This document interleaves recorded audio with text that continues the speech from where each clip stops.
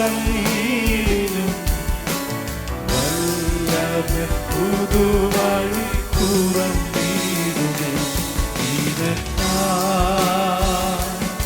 കരുതും അവൻ നല്ലയോധനീ.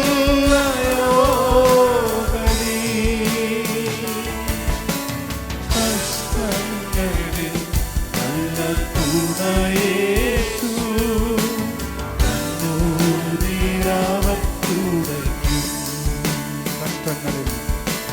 കഷ്ടങ്ങളിൽ നല്ല തുണയേറ്റു. Praise the Lord. ഈ പ്രഭാതത്തെ എന്നെ ശ്രവിക്കുന്ന ഏവർക്കും വേഗം വരുന്ന കർത്താവായ യേശുക്രിസ്തുവിന്റെ നിസ്തുല നാമത്തിൽ എൻ്റെ സ്നേഹവന്ദനത്തെ അറിയിക്കുന്നു. ഇന്നത്തെ പ്രഭാത വചന ചിന്തയ്ക്കായി വിശുദ്ധ തിരുവെഴുത്തിൽ നിന്നും ഒരു വേദഭാഗം നമുക്ക് വായിക്കാം. ഉൽപ്പത്തി പുസ്തകം 1-ാം അധ്യായം 1-ാം വാക്യം. ആദിയിൽ ദൈവം ആകാശവും ഭൂമിയും സൃഷ്ടിച്ചു. സൃഷ്ടിയുടെ ഒരു ചരിത്രമായിട്ടാണ് വിശുദ്ധ ബൈബിൾ ആരംഭിക്കുന്നത്. ഈ പ്രപഞ്ചത്തിലുണ്ടായിരുന്നത് ഇരുട്ടും വെള്ളവും മാത്രമായിരുന്നു. എന്നാൽ ആദ്യ ദിവസം 1-ാം ദിവസം കർത്താവ് വെളിച്ചങ്ങൾ ഉണ്ടാകട്ടെ എന്ന് കൽപ്പിക്കുകയും അങ്ങനെ ലൈറ്റ് ഉണ്ടാകുന്നു. ആദ്യമായി ദൈവം സൃഷ്ടിച്ചത് ലൈറ്റാണ്. ലെറ്റ് ദെയർ ബി ലൈറ്റ് എന്ന് കർത്താവ് പറയുകയും ലൈറ്റ് 1-ാമത്തെ ദിവസം ഉണ്ടാകുന്നു. വെളിച്ചം നല്ലതെന്ന് കണ്ട ദൈവം ഇരുളിനെയും വെളിച്ചത്തിൽ നിന്നും വേർതിരിക്കുന്നു. അങ്ങനെ ഡേ നൈറ്റ് ഉണ്ടാകുന്നു. 2-ാം ദിവസം അടുത്ത വെള്ളത്തെ ദൈവം വേർതിരിക്കുന്നു. വെള്ളങ്ങളുടെ മുകളിൽ വിധാനം ഉണ്ടാക്കുന്നു. ആ വിധാനത്തിന് ആകാശമെന്ന് പേർ വിളിക്കുന്നു.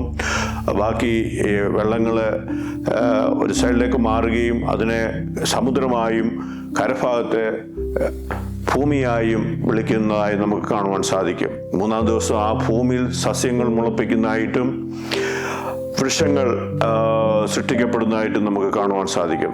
4-ാം ദിവസം മാസങ്ങളും ആണ്ടുകളും ഒക്കെ ക്രമീകരിക്കപ്പെടുവാൻ തക്കവണ്ണം ആകാശവിധാനത്തിൽ സൂര്യനും ചന്ദ്രനും നക്ഷത്രങ്ങളെയൊക്കെ സൃഷ്ടിക്കപ്പെടുന്നതായിട്ട് കാണുവാൻ സാധിക്കും. ദൈവമില്ലാത്ത വചനത്തെ വിശ്വസിക്കാത്ത നാസ്തികർ പലരും ഇതൊരു ചോദ്യമായി ചോദിക്കാറുണ്ട്. 3-ാം ദിവസം സസ്യങ്ങളെ സൃഷ്ടിച്ചു, 4-ാം ദിവസമാണ് സൂര്യനെ സൃഷ്ടിച്ചത്. അങ്ങനെ ഒരു ദിവസം ഈ സസ്യങ്ങൾ സൃഷ്ടിച്ചത് എങ്ങനെ? അതുകൊണ്ട് ഇത് തെറ്റാണെന്ന് പറയാറുണ്ട്. ഒരു കാര്യം ശ്രദ്ധിക്കുക, സസ്യങ്ങളെ സൃഷ്ടിച്ച ദൈവം, സൂര്യനെ സൃഷ്ടിച്ച ദൈവം, ഭൂമിയെയും ഭൂമണ്ഡലത്തെയും സൃഷ്ടിച്ച ദൈവത്തിന് ഒരു ദിവസം ഈ സസ്യത്തെ ജീവിപ്പിക്കാനുള്ള കഴിവൊക്കെ ഉണ്ട്. അത് ആദ്യം മനസ്സിലാക്കുക. 2, 1-ാമത്തെ ദിവസം ദൈവം സൃഷ്ടിച്ചത് ലൈറ്റാണ്, വെളിച്ചമാണ്. ആ വെളിച്ചത്തിന് ഈ സസ്യത്തെ ജീവിപ്പിക്കുവാനുള്ള കരുത്തുണ്ട്.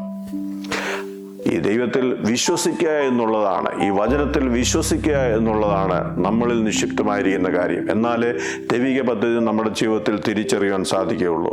ദാനിയേലിന്റെ പുസ്തകം 2-ാം അധ്യായം 22-ാം വാക്യത്തിൽ വായിക്കുന്നു, അവൻ കാലങ്ങളെയും സമയങ്ങളെയും മാറ്റുന്നു, അവൻ രാജാക്കന്മാരെ നീക്കുകയും രാജാക്കന്മാരെ വാഴിക്കുകയും ചെയ്യുന്നു, അവൻ മനുഷ്യന് ജ്ഞാനവും വിവേകവും ബുദ്ധിയും നൽകുന്നു, അവൻ അഗാധമായതും ഗൂഢമായതും വെളിപ്പെടുത്തുന്നു, അവൻ ഇരുട്ടിലുള്ളത് അറിയുന്നു, വെളിച്ചം അവനോടുകൂടെ വസിക്കുന്നു. വെളിച്ചത്തിൽ വസിക്കുന്ന കർത്താവ്, യോഹന്നാന്റെ ലേഖനത്തിൽ നമ്മൾ വായിക്കുന്നു, ഗോഡ് ഇസ് ലൈറ്റ്, ദൈവം വെളിച്ചമാകുന്നു.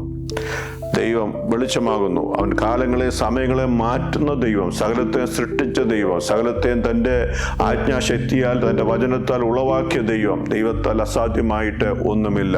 നാം കർത്താവിൽ വിശ്വസിക്കുന്നുവെങ്കിൽ, ഇന്ന് പകരം ദൈവത്തിനെ സമർപ്പിക്കുന്നുവെങ്കിൽ, നമ്മുടെ ജീവിതത്തിൽ അസാധ്യമായിരിക്കുന്ന കാര്യങ്ങളെ സാധ്യമാക്കി തീർക്കുവാൻ, നമ്മൾ തന്നെ ഒരു സൃഷ്ടി നടത്തുവാൻ, നമ്മുടെ ആവശ്യങ്ങളുടെ മധ്യ ഒരു സൃഷ്ടി നടത്തുവാൻ നമ്മുടെ ദൈവത്തിന് കഴിയും. ആ ദൈവത്തിൽ നമ്മളെ സമർപ്പിക്കാം.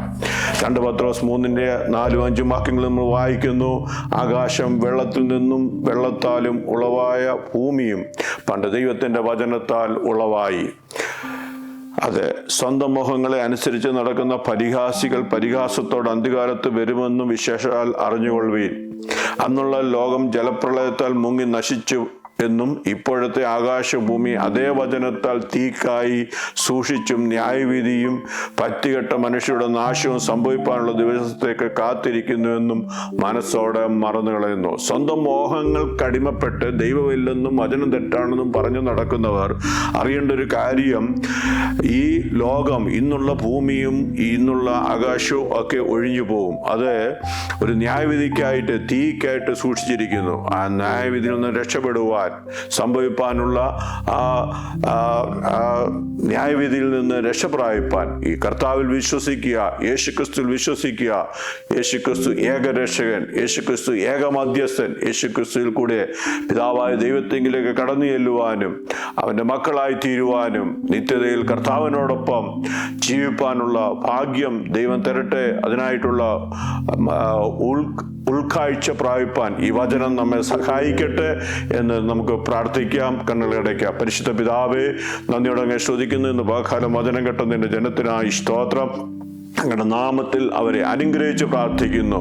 ദൈവത്തെപ്പറ്റി, ദൈവിക പദ്ധതികളെ പറ്റി തിരിച്ചറിഞ്ഞ് ദൈവിക നന്മകൾ അനുഭവിച്ച് ജീവിപ്പാൻ കൃപ ചെയ്താട്ടെ. മഹത്വം കർത്താവ് എടുത്താട്ടെ. യേശുവിൻ്റെ നാമത്തിൽ തന്നെ ആമേൻ.